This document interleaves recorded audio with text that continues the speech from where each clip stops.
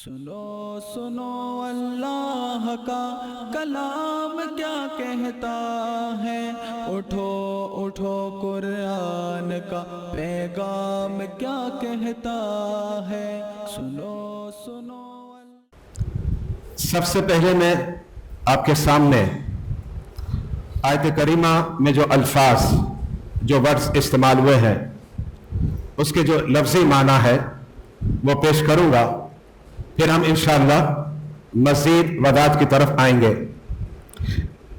ایاکا اس کا معنی تیری ہی، نعبد ہم عبادت کرتے ہیں۔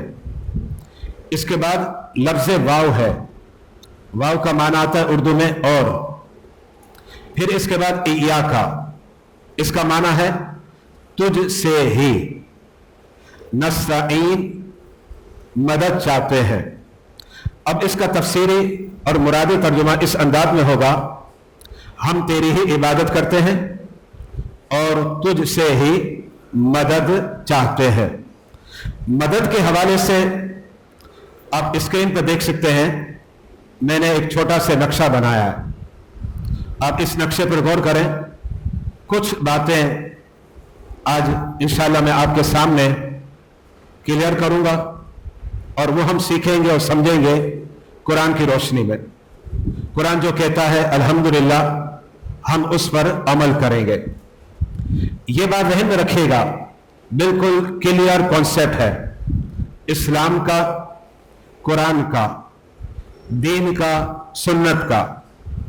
حقیقی حاجت روا اللہ ہے، یعنی مشکل کشائی اللہ کرتا ہے۔ یہ بالکل کلیئر ہے کانسیپٹ اسلام کے اندر، حقیقی حاجت روا اللہ کے علاوہ کوئی بھی نہیں ہے، بالکل کلیئر، اسے اپنے ذہنوں میں آپ بٹھا لیں۔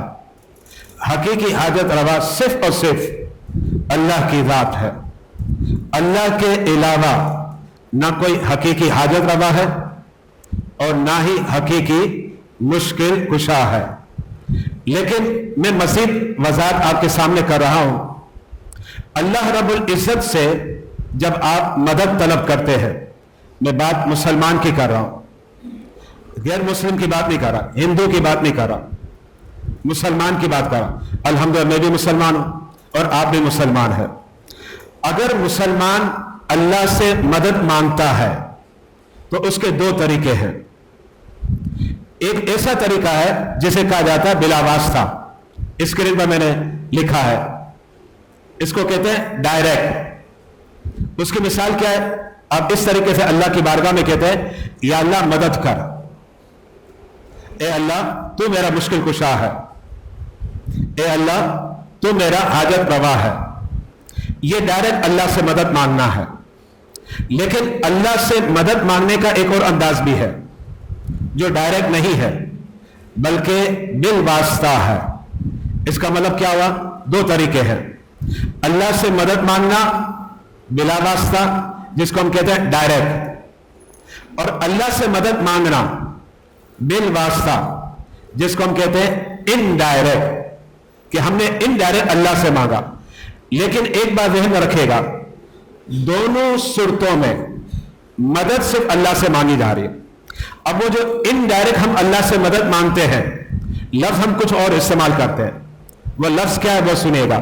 لفظ ہم استعمال کرتے ہیں یا رسول اللہ مدد کیجئے، یہ ہم الفاظ استعمال کرتے ہیں۔ کبھی ہم الفاظ استعمال کرتے ہیں یا غوث اعظم مدد کیجئے، امداد کن امداد کن، از بندگم آزاد کن میرے دین و دنیا شاد کن، یا غوث اعظم دستگیر۔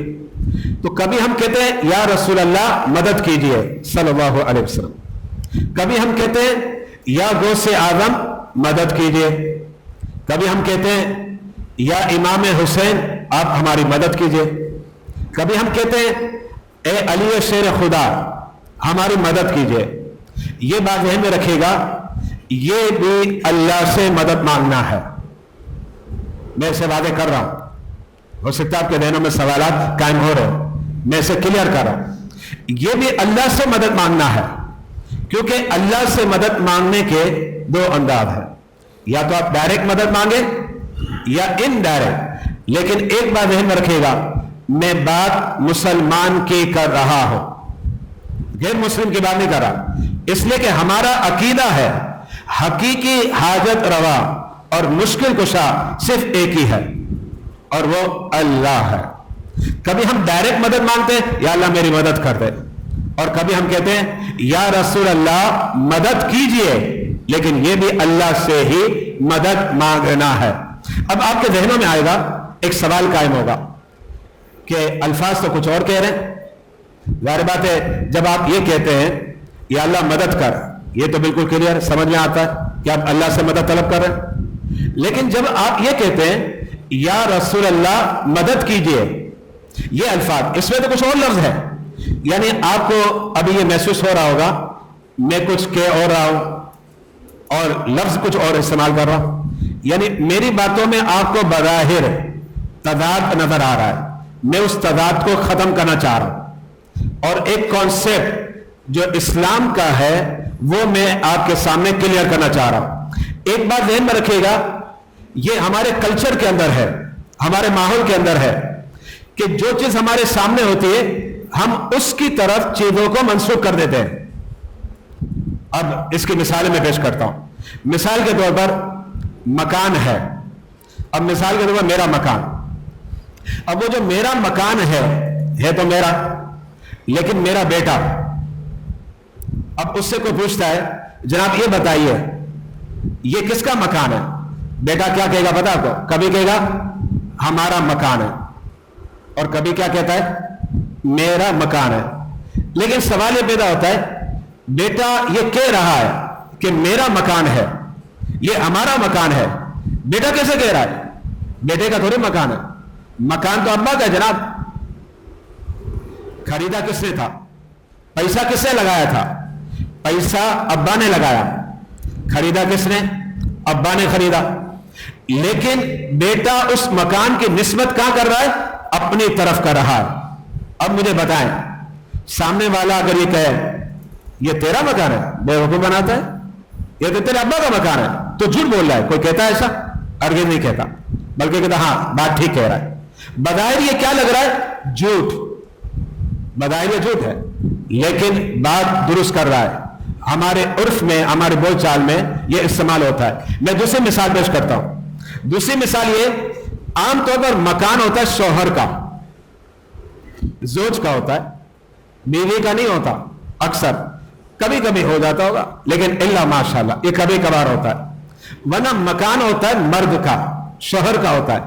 बीवी से पूछा जाता है जनाब ये बताएं कि ये घर किसका है? बीवी क्या कहती है पता आपको? बीवी कहती है ये मेरा घर है, कहती है ना, हमारे यही होता है। अच्छा, या कभी क्या कहते हैं हमारा घर है, लेकिन बीवी का घर कहां है? घर तो शौहर का है। अब देखें, निस्बतें हम चेंज कर रहे हैं, मैं कुछ समझा रहा हूं। अच्छा, मैं मजीद मिसाल दे रहा हूं, सुनिएगा। आप बीमार हुए, अल्लाह आपको शिफा दे और बीमारी से बचाए। कोई बीमारी आ गई, अच्छा अब वो बीमारी खत्म हो गई। आपसे किसी ने पूछा जनाब ये बताएं कि आपको ठीक किसने किया? सवाल मेरा समझ में आ रहा होगा। आपको ठीक किसने किया? आप जवाब क्या देते हैं? फला डॉक्टर ने किया। मुझे बताए फला डॉक्टर ने किया या अल्लाह ने किया? अल्लाह ने किया। लेकिन आप कहते हैं फला डॉक्टर ने ठीक किया, आपको तो ये कहना चाहिए ना अल्लाह ने ठीक किया।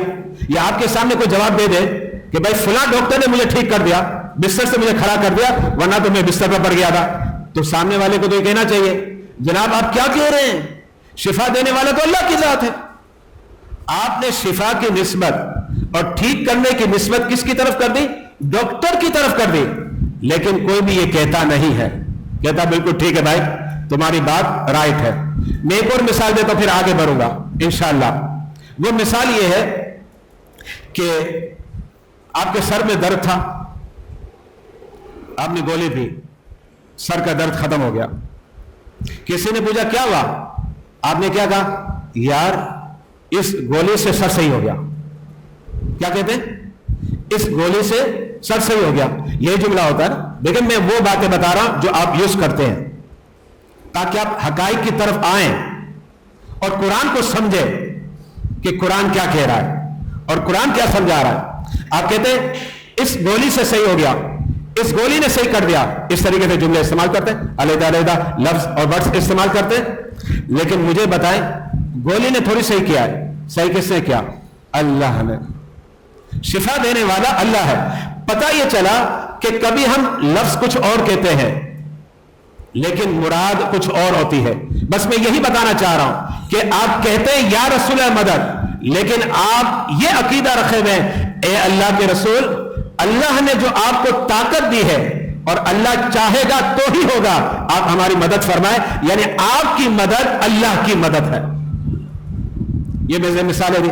اچھا, اب آپ کے ذہنوں میں ایک بات آئی, وہ یہ ذہن میں آئے گی کہ کیا اس طریقے سے نسبتیں جو ہمارے عرف میں ہو رہی ہیں, ہماری بات چیت میں ہوتی ہے, کیا قرآن نے بھی استعمال کیا؟ بالکل کیا. اب آ جائیں قرآن کی طرف, کیونکہ ہم کیا سن رہے ہیں؟ درس قرآن. ظاہر بات ہے مجھے درس قرآن آپ کو سمجھانے کے لیے کچھ مثالیں تو دینی پڑے گی نا. تو اس سے پہلے میں آپ کو مثالیں دے رہا تھا, اب میں آپ کو اس کانسیپٹ کی طرف لے کر آ رہا جو سنی مسلمان کا ہے. اب آیات کی طرف ہم آ رہے ہیں. آپ اسکرین کی طرف آ جائیں. اسکرین میں سب سے پہلے میں نے ایک آیت کا جز دیکھیں, یہ تیار کیا, سورہ مریم آیت نمبر 19 کا جز ہے, آپ کو اسکرین پر نظر آ رہا ہوں. لفظ آپ دیکھیے گا کیا ہے, لِأَهَبَ لَكِ غُلَامًا زَكِيًّا. یہ لفظ ہے, اس کا مطلب کیا ہے, اس کو سمجھے. مجھے بتائیں بیٹا دینے والا کون ہے؟ اللہ. ہمارا ایمان ہے بیٹا اللہ دیتا ہے.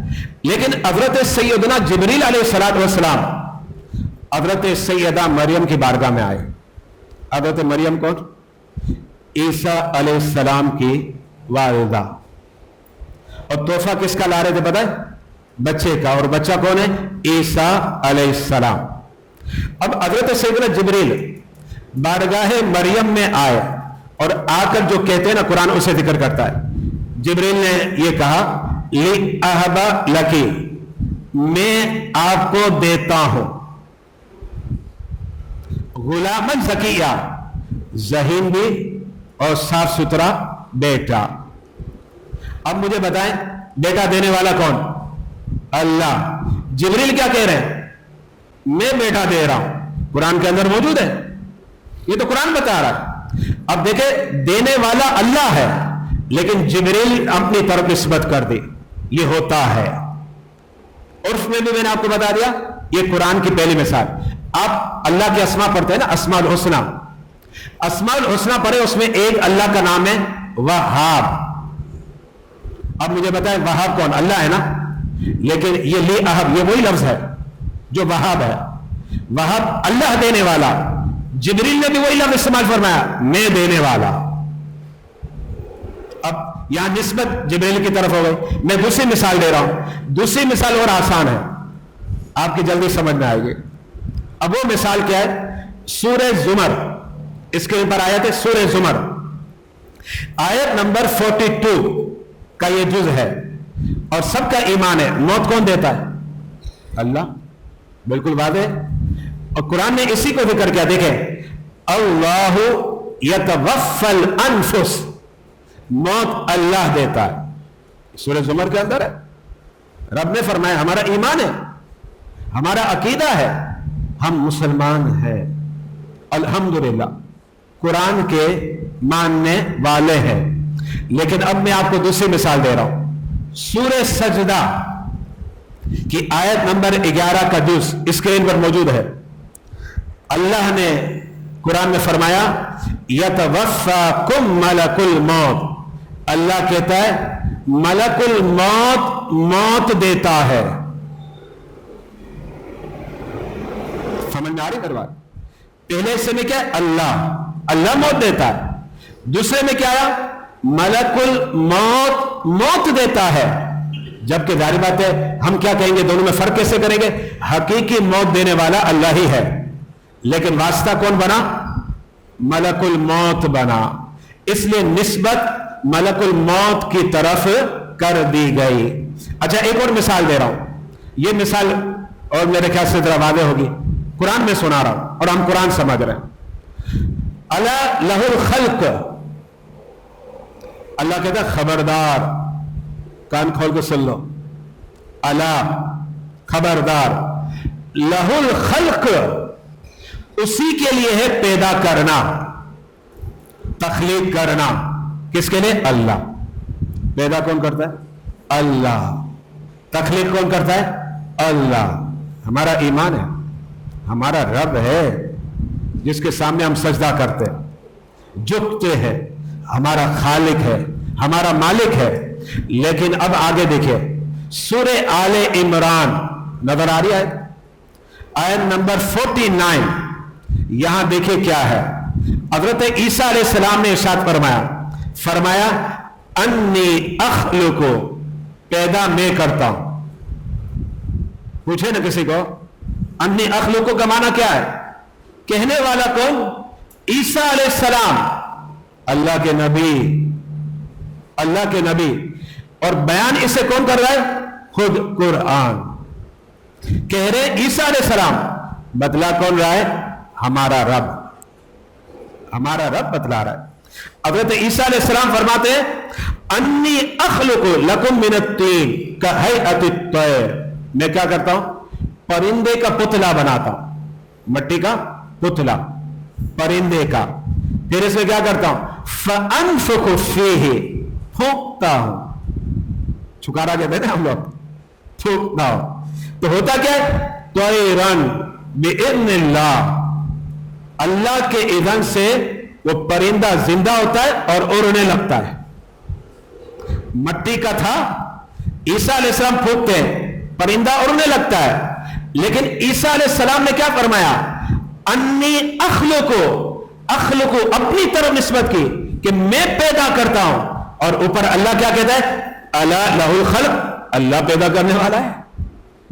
मतलब क्या हुआ कि जो चीज सामने होती है हम उसकी तरफ निस्बत कर देते हैं।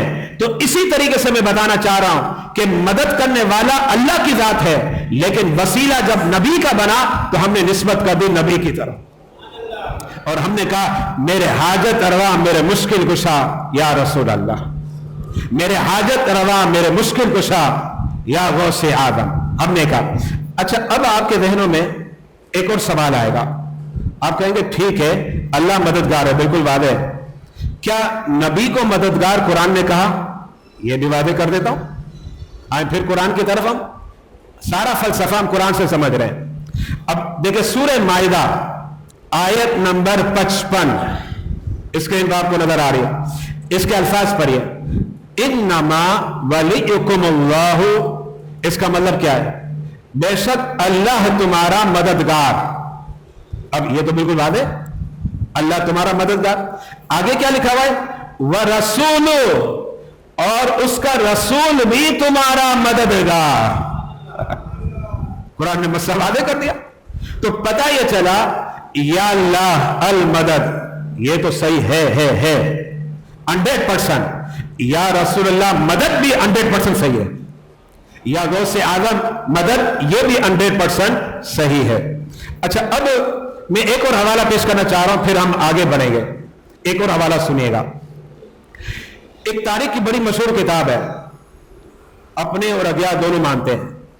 किताब का नाम से पहले मैं मुसन्निफ का नाम बताऊं, अल्लामा इब्न कसीर, बहुत बड़ा मुहक्किक है।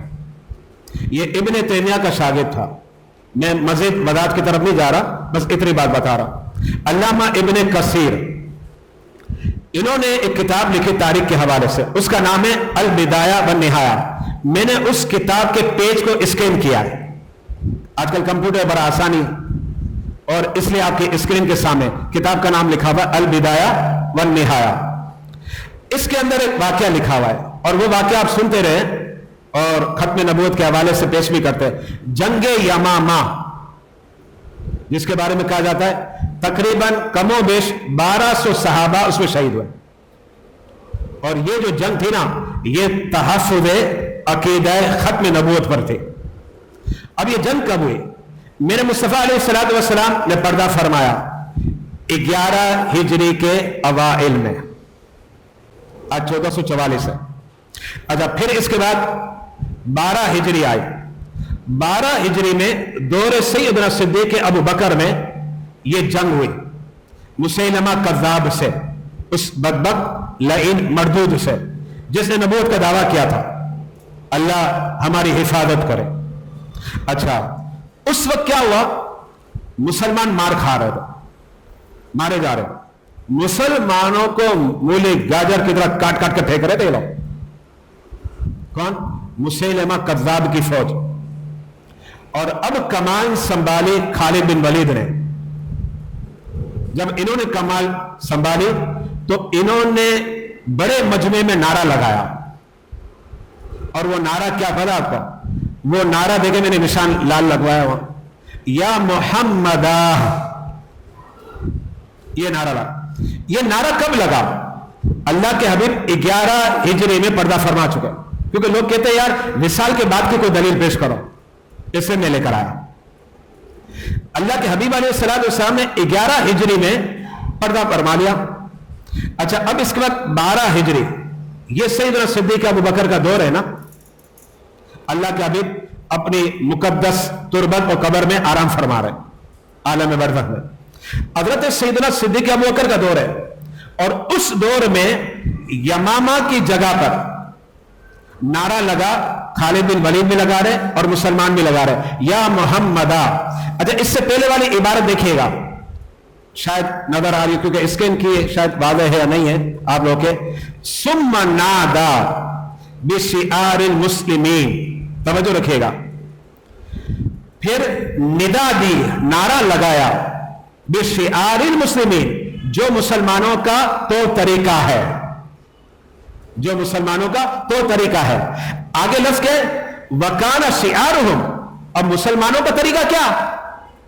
آگے بڑھ گیا یوم دن, اس دن کیا تھا؟ یا محمد, یہ مسلمانوں کا طریقہ تھا.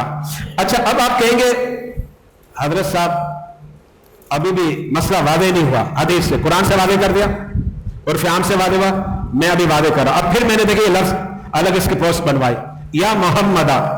اس میں پہلا لفظ کیا ہے؟ یا. ندا کرنا جائز, یہ ثابت ہو گیا, یا لفظ آ گیا نا, لوگ اعتراض کرتے ہیں.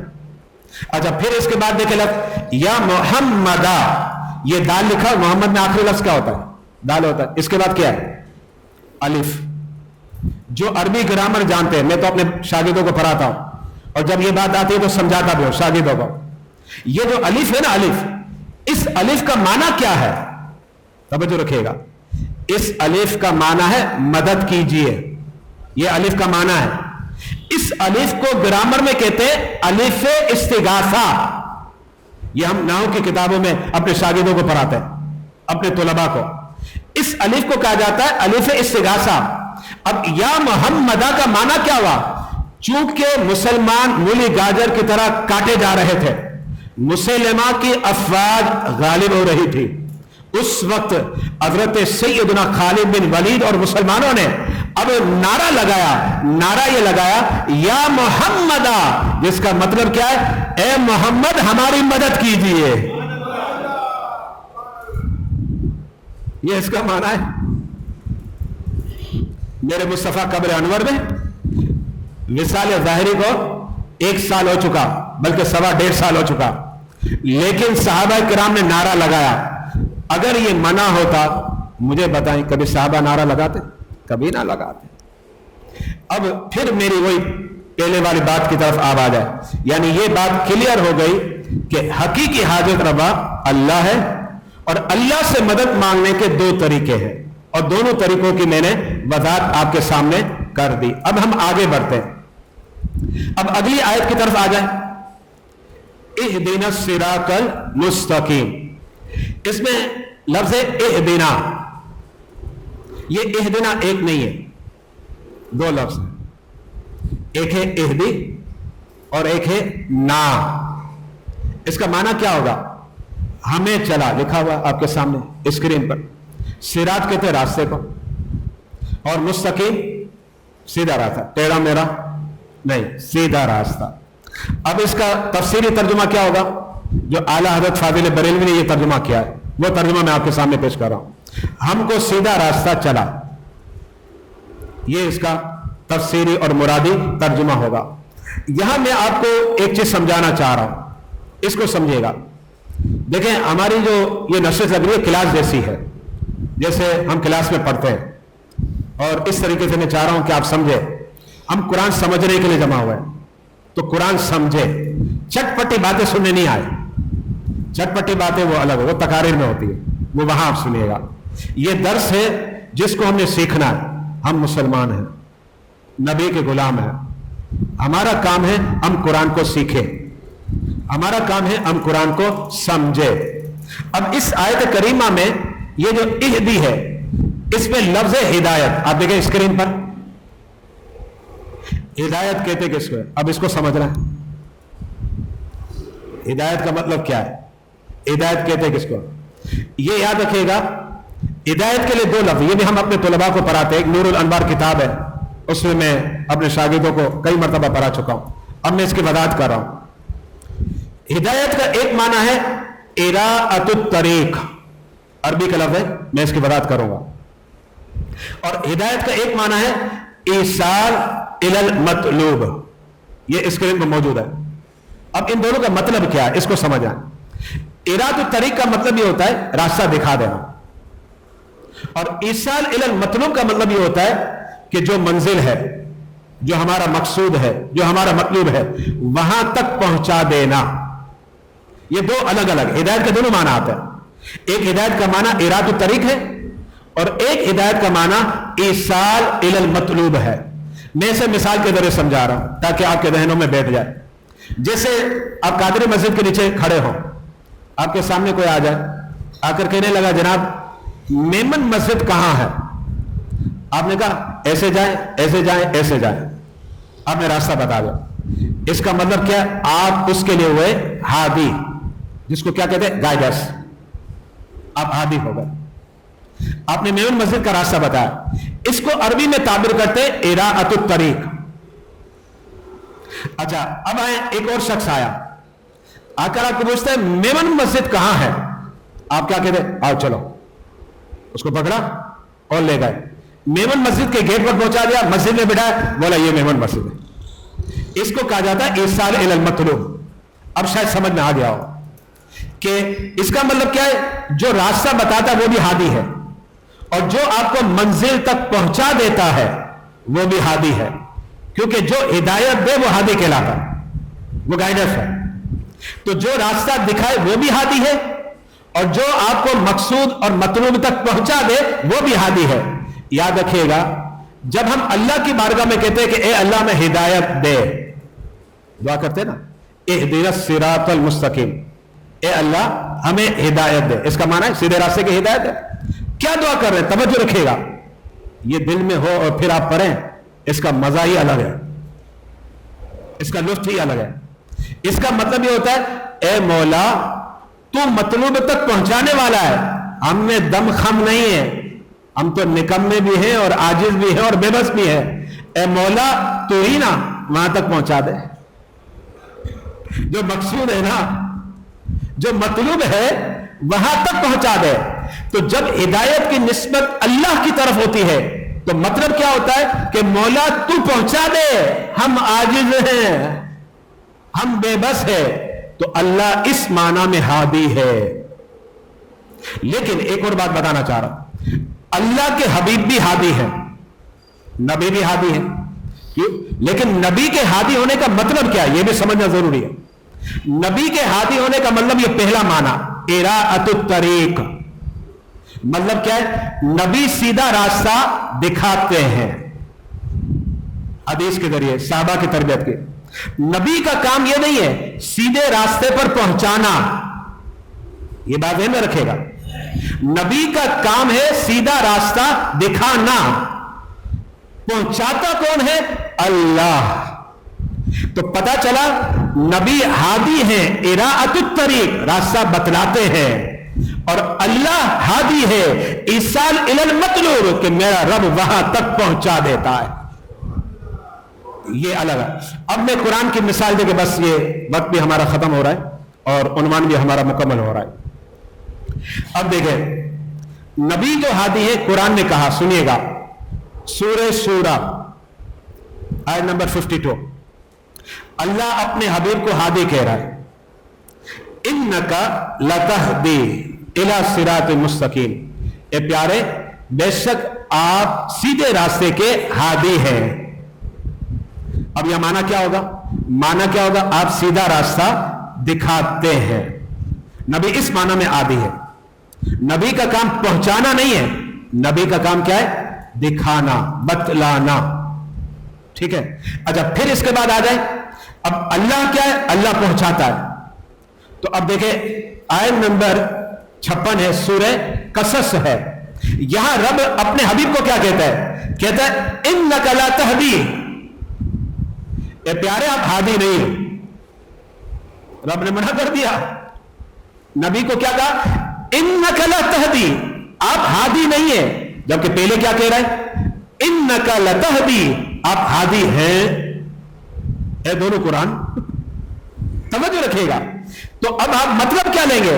जो अल्लाह ने अपने हबीब को फरमाया कि आप हादी हैं, मतलब क्या? आप रास्ता दिखाने वाले हैं, इराअतुत तरीक। और जब अल्लाह ने मना फरमाया, ए प्यारे आप हादी नहीं, यानी आप मंजिल तक पहुंचाने वाले नहीं, ये काम तो रब का है, ये काम रब का है। तो इससे पहले फरमाया इन्नका ला तहदी, आप हादी हैं, लेकिन दूसरी आयत में फरमाया इन्नका ला तहदी, आप हादी नहीं है।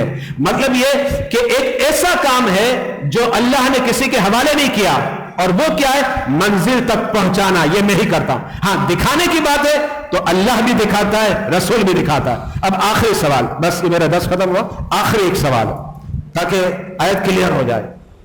आज आयत नंबर 5 अल्हम्दुलिल्लाह हमारी मुकम्मल हो रही है, ठीक है ना। आखिरी बात क्या है? आप कहेंगे नबी हादी है क्योंकि वो हिदायत देते। अभी मैंने आपको बताया था इन्नका लतहदी, कुरान ने कहा। अच्छा, नबी हादी है क्योंकि वो रास्ता बताता है। रास्ता तो पीर भी बताता है, रास्ता आलिम भी बताता है। अभी मैं क्या कर रहा हूं? मैं भी तो यही कर रहा हूं। तो बई माना हादी तो मैं भी हुआ, हादी तो आलिम भी हुआ, हादी तो पीर भी हुआ। तो आपके जहन में सवाल होगा, नबी भी हादी और हम भी हादी, फर्क क्या है? फर्क है, इसको ध्यान में रखिएगा। नबी वो हादी है जो डायरेक्ट मेरे रब से लेते हैं, और हम कहां से लेते? बारगाह रिसालत से लेते हैं। इसका मतलब हम जो हादी है ना, नबी के हादी होने का अक्स और परतो है, वरना हम में कुछ नहीं है। ये सारा सदका वसीला कहां का है? दरबार रिसालत का है। अल्लाह ताला मुझे और आपको सही माना में दीन समझने की तौफीक अता। सुनो सुनो अल्लाह का कलाम क्या कहता है, उठो उठो कुरान का पैगाम क्या कहता है। सुनो सुनो